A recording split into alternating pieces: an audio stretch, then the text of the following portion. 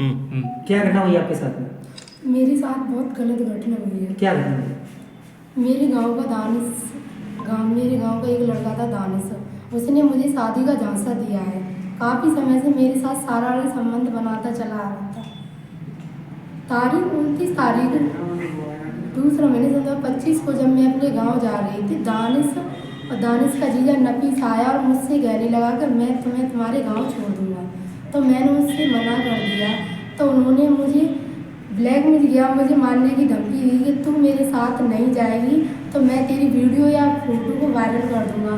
तो उसकी वजह से मैं उसके साथ चली गई और उसने मुझे कोर्ट मैरिज का वादा करके 3 बार मेरे साथ शारीरिक संबंध बनाए।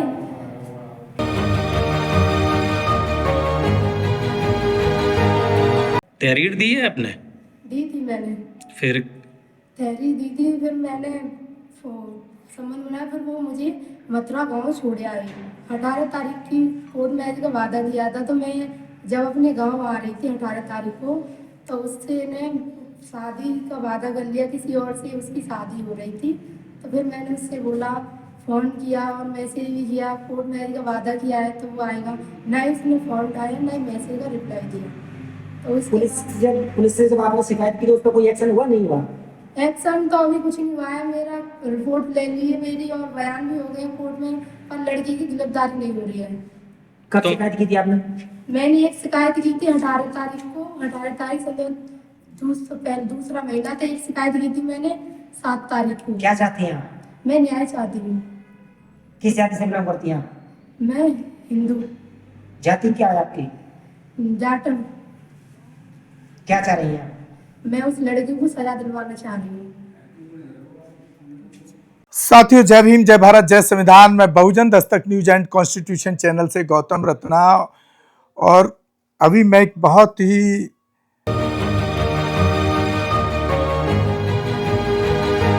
जघन अत्याचार दुखद घटना आपको बता रहा हूं, हाथरस की। वही हाथरस है जहां पर एक हमारे वाल्मीकि समाज की बेटी के साथ बहसीपन हुआ, और आज तक उसको सही मायने में देखा जाए तो न पुलिस से, न प्रशासन से, न कोर्ट से सही मायने में उसको अभी तक भी न्याय नहीं मिला। तो फिर वही हाथरस की घटना है जहां पर एक शेड्यूल कास्ट युवती के साथ को शादी होने के बाद भी उस एक युवा ने उसके शादीशुदा परिवार की जिंदगी को उजाड़ने का काम किया। और उसके गांव का ही ये बताया जा रहा है पास का, जिसमें उसने ये उसको आश्वासन दिया कि मैं तुमसे शादी करूंगा।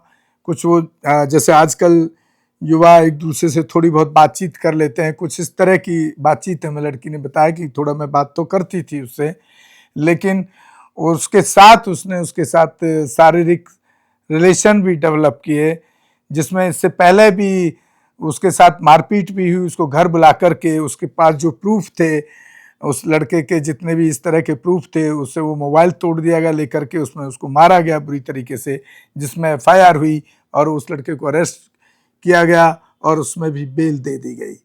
उसके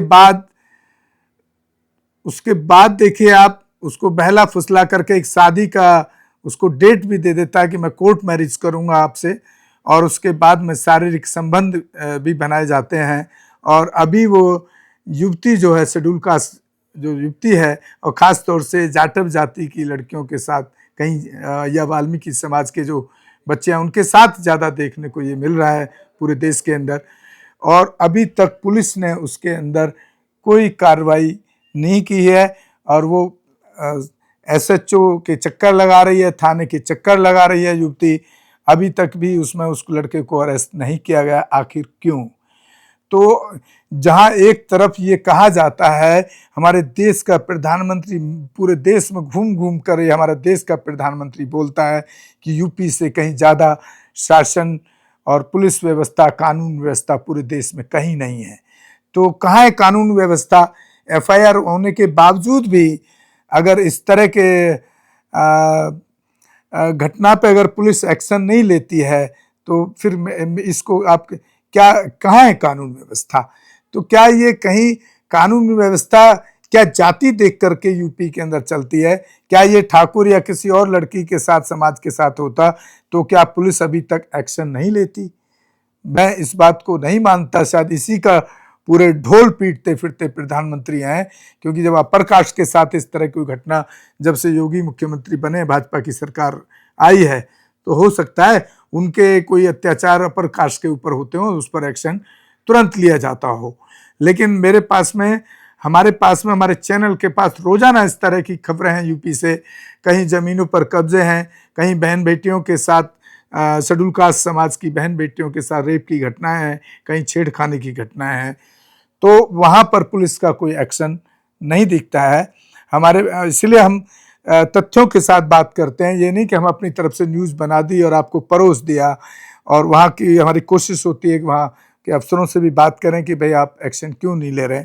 फिर उनको स्टेप टू स्टेप हम रास्ता बताते हैं कि अगर एसएचओ नहीं सुन रहा है तो आपको एसपी के पास जाना चाहिए, अगर एसपी भी नहीं सुन रहे हैं तो आपको एसएसपी के पास जाना चाहिए, एसएसपी से भी अगर न्याय नहीं मिल रहा है तो आपको डीएम के पास जाना चाहिए। कहीं ना कहीं से तो एक्शन होगा, कहीं ना कहीं एक आध पोस्ट पर तो कोई ईमानदार एक ऑफिसर बैठा होगा। और अगर यहाँ से भी नहीं होता है तो फिर हमने अभी उनको, जिनके थ्रू उस परिवार से बात हुई है, उनको भी बोला है कि आप इस केस को एससी कमीशन भेजिए, क्योंकि मैं दिल्ली में बैठा हूँ, मैं हर जगह नहीं जा सकता हूँ। और क्योंकि हमारे चैनल्स के व्यूअर्स कम हैं तो हमें यूट्यूब से कोई इनकम या आर्थिक वहाँ से कुछ पेमेंट नहीं आता है। और एक स्टूडियो में ऑलरेडी आप देखते होंगे कि स्टूडियो को चलाने के लिए एक बहुत बड़ा खर्चा, क्योंकि बहुजन समाज का ऐसा कोई स्टूडियो अभी तक पूरे दिल्ली में नहीं है किसी के पास प्रॉपर स्टूडियो, तो इस पर भी एक बड़ा खर्चा करना पड़ता है। और आर्थिक सहयोग की बात करें तो हमारा समाज बड़े बड़े नेताओं को, जो हमारे बहुजन समाज के नेता हैं, उनको, पार्टियों को तो भले ही चंदा देता है, आर्थिक सहयोग करता है टिकट के लिए या इलेक्शन लड़ने के लिए, जिलाध्यक्ष बनने के लिए, ऐसा मैं देखता हूँ। और लेकिन उसमें कहीं ना कहीं एक लालच तो जुड़ा ही है कि भाई कल विधायक बनेगा तो बड़ा पैसा कमाएगा। यहाँ हमें कोई ऐसा लालच नहीं जुड़ा हुआ है। हम ऐसी राजनीतिक खबरों पर तो हम बिल्कुल बहुत ही कम फोकस करते हैं। हमारा फोकस एट्रोसिटीज़ पर होता है और बहुजन महापुरुषों के इतिहास पर होता है।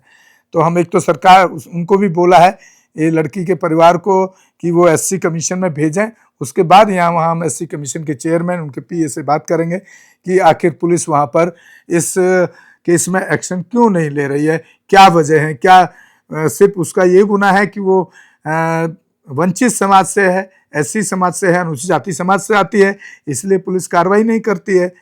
तो एक बहुत ही दुखद और निंदनीय, यूपी के अंदर जो हालात हैं बहुत ही निंदनीय है, और जितना निंदा की जाए उतना कम है। तो हम सरकार से भी, वहाँ के प्रशासन से, पुलिस प्रशासन से भी अपील करते हैं कि वो इस केस में तुरंत एक्शन लेने का काम करें, और जो पीड़ित लड़की है उसको सुरक्षा का इंतजाम दें कि उसको जान को खतरा भी हो सकता है उस परिवार से, उस लड़के से जिसने उस तरह के साथ इस तरह से धोखाधड़ी करके शारीरिक संबंध बनाए।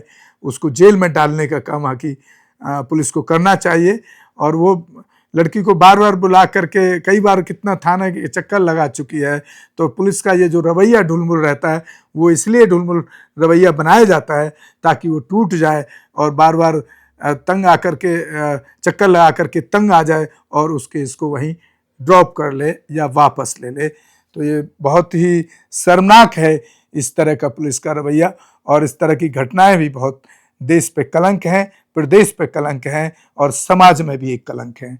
तो हम आपको दिखा रहे हैं उस बच्ची का, युवती का वीडियो, आपको, आप खुद उसके बयान सुन सकते हैं, और उसकी एफआईआर कॉपी भी हम इस वीडियो में आप देख सकते हैं। और मैं हाथरस के जितने भी कुछ सामाजिक संगठन या लोग हैं उनको भी अपील करना चाहूँगा कि इस परिवार के साथ खड़े होकर के इस तरह से उसको मदद करनी चाहिए। चाहे उसके लिए प्रदर्शन करना पड़े, थाने का घेराव करना पड़े, तभी पुलिस पर दबाव बनेगा तो वो ज़रूर कार्रवाई करने के लिए बाध्य होगी। इसी के साथ साथियों, मैं आपसे विदा लेता हूँ। जय भीम, जय भारत, जय संविधान।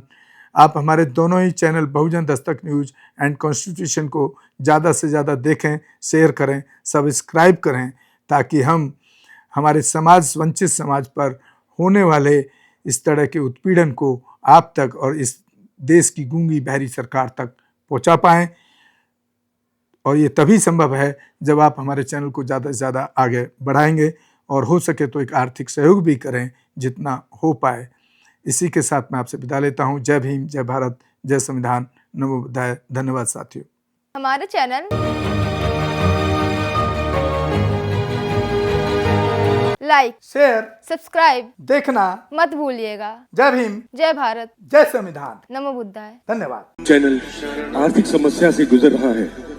अगर आप बहुजन समाज में बाबा साहेब अम्बेडकर और तथागत बुद्ध की विचारधारा को अधिक से अधिक लोगों तक पहुंचाना चाहते हैं तो हमें आर्थिक सहयोग प्रदान करें, ताकि हम अपने चैनल के माध्यम से देश विदेश में समता, बंधुता, एकता और संवैधानिक अधिकारों को ज्यादा से ज्यादा लोगों तक पहुंचा सकें।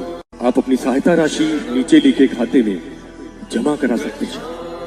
खाता धारक गौतम रत्ना, खाता संख्या 316957686551, IFSC कोड SBIN 0060336, बैंक भारतीय स्टेट बैंक। आप हमारे बैंक खाते का विवरण स्क्रीन पर भी देख सकते हैं। जय भीम, जय भीम।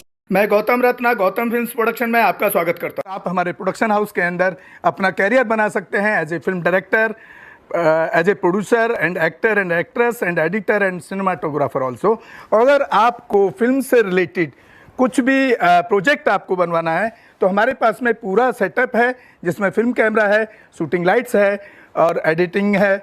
सारा A to Z एक ही जगह पर आपको हमारे यहाँ पर मिल जाएगा। तो दोस्तों, आप हमें कांटेक्ट कर सकते हैं हमारे नंबर्स पर 9810085714।